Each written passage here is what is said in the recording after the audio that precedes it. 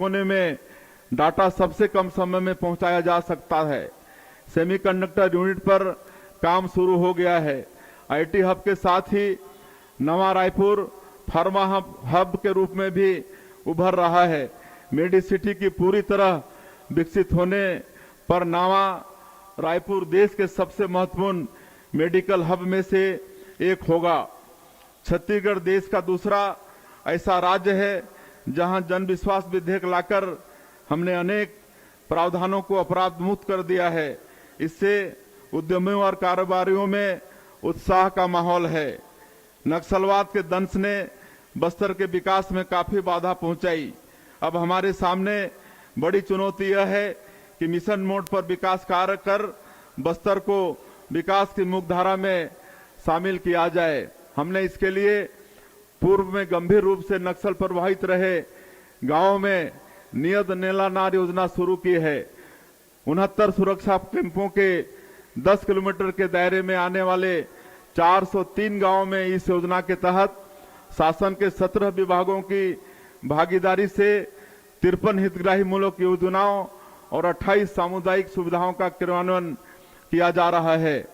जब पहली बार महतारी बंधन योजना के लिए सर्वे हुआ तो गंभीर नक्सल प्रभावित होने की वजह से इन इलाकों की महिलाओं को इस योजनाओं का लाभ नहीं मिल सका था। हमने इस योजना के तहत पुनः सर्वे किया है। अब इन गांवों की माता बहनों को भी इस योजनाओं का लाभ मिल रहा है। बस्तर में अधोसंरचना विकास के लिए जो मेहनत डबल इंजन की सरकार ने की है वैसी मेहनत कभी नहीं हुई। विशाखापट्टनम में गूगल द्वारा $15 बिलियन की लागत से एशिया का सबसे बड़ा डाटा सेंटर हब बनाया जा रहा है। विशाखापट्टनम से छत्तीसगढ़ एक्सप्रेसवे के माध्यम से जुड़ रहा है। यह एक्सप्रेसवे छत्तीसगढ़ की समृद्ध रेखा बनेगा और पोर्ट सिटी के माध्यम से छत्तीसगढ़ के उत्पादों को दुनिया भर में पहुंचाने में मदद करेगा। इंद्रावती और महानदी को जोड़े जाने की पहल बस्तर के विकास में महत्वपूर्ण भूमिका निभाएगी। बस्तर और सरगुजा के अंदरूनी इलाकों में सड़कें बनाने के साथ ही यहां लोगों को पब्लिक ट्रांसपोर्ट उपलब्ध कराने के लिए हमने मुख्यमंत्री बस सेवा योजना आरंभ की। इसका संचालन स्थानीय लोग ही कर रहे हैं। इससे लोगों के समय की काफी बचत हो रही है और शिक्षा स्वास्थ्य जैसी सुविधाओं तक पहुंच आसान हो गई है। हमारे प्रयासों से धरती के स्वर्ग बस्तर में पर्यटक लौट रहे हैं। इस साल नए वर्ष में एशिया का नियाग्रा कहा जाने वाला चित्रकूट जलप्रपात पर्यटकों की संख्या में आए उफान का गवाह भी रहा है। बस्तर की प्राकृतिक सुंदरता और इसकी अद्भुत जनजातीय संस्कृति को देश दुनिया को दिखाने हमने इस वर्ष भी बस्तर पंडुम का आयोजन किया है। स्वदेश दर्शन योजना के तहत हमने कवर्धा में भोरम देव को शामिल किया और अब यहाँ काशी विश्वनाथ की तरह कॉरिडोर बनने का काम आरंभ हो गया है।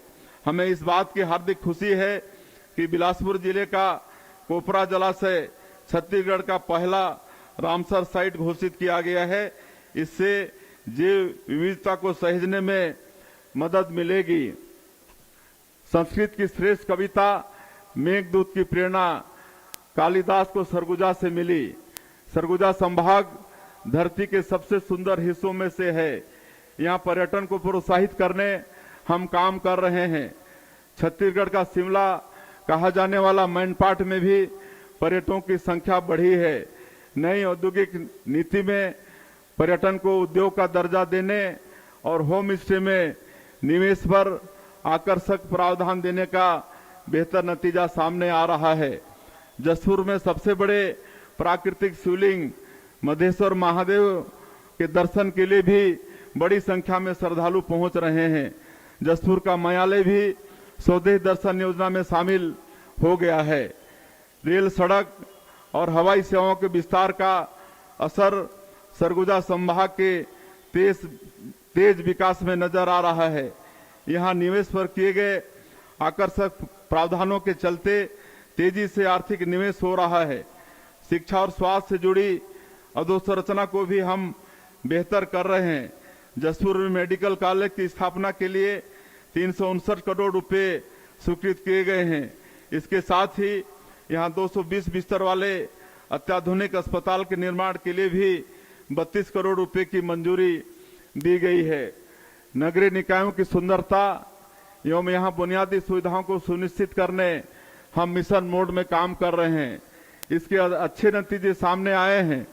स्वच्छता सर्वेक्षण में छत्तीसगढ़ के सभी शहरों ने अच्छा प्रदर्शन किया है। प्रधानमंत्री जी ने मन की बात कार्यक्रम में बिल्हा की स्वच्छता दीदियों की प्रशंसा भी की है। रायपुर को प्रॉमिसिंग स्वच्छ शहर का पुरस्कार मिला है और गार्बेज फ्री सिटीज की 7 स्टार रेटिंग मिली है। 3 लाख से 10 लाख की आबादी वाले शहरों की श्रेणी में बिलासपुर को दूसरा स्थान प्राप्त हुआ है। मुख्यमंत्री नगरोत्थान योजना के माध्यम से हम 525 करोड़ रुपए के लागत से सभी नगर निगमों में अधोसंरचना के बुनियादी महत्व के कार्य करा रहे हैं। पब्लिक ट्रांसपोर्ट को बढ़ावा देते हुए प्रधानमंत्री ई बस सेवा योजना के माध्यम से रायपुर में 100, दुर्ग भिलाई में 50, बिलासपुर में 50 तथा कोरबा में 40 ई बसों की स्वीकृति प्राप्त हुई है। अटल जी के जन्म शताब्दी को यादगार बनाने हम सभी नगरीय निकायों में अटल परिसर बना रहे हैं। अटल जी द्वारा दिखाए गए सुशासन की राह पर हम निरंतर चल रहे हैं। प्रशासनिक कार्यप्रणाली के हर स्तर पर सुशासन को अपनाया गया है। सुशासन की पहली शर्त है पारदर्शिता। इसे अपनाते हुए हमने डिजिटल गवर्नेंस को हर स्तर पर अपनाया है। ई ऑफिस के माध्यम से हमने सरकारी कामकाज में समय सीमा, गुणवत्ता और पारदर्शिता स्थापित की है। बायोमेट्रिक अटेंडेंस हमने सभी विभागों में लागू किया है। ठीक सुबह 10 बजे अपनी उपस्थिति बायोमेट्रिक अटेंडेंस के माध्यम से दर्ज करानी होती है। अधिकारी कर्मचारी तय सीमा पर अपनी जगह पर बैठ जाते हैं और कामकाज शुरू हो जाता है। हमने खरीदी में जेम पोर्टर को अपनाया है और इससे सरकारी खरीदी में होने वाले भ्रष्टाचार पर रोक लगी है। शासन प्रणाली में आए इन असाधारण बदलावों का असर राज्य की जीएसडीपी में नजर आ रहा है। जीएसडीपी वर्ष 2024-25 का अग्रिम अनुमान 3,29,752 करोड़ रुपए है, जो पिछले वर्ष की तुलना में 7.51% अधिक है। इसी प्रकार 2023-24 की तुलना में राज्य की प्रति व्यक्ति आय 9.37% बढ़कर 1,62,870 रुपये हो गई है। हमारी छत्तीसगढ़ी संस्कृति का संरक्षण और संवर्धन हमारे लिए सबसे अहम है। श्री राम लला हमारी सांस्कृतिक आस्था के केंद्र हैं।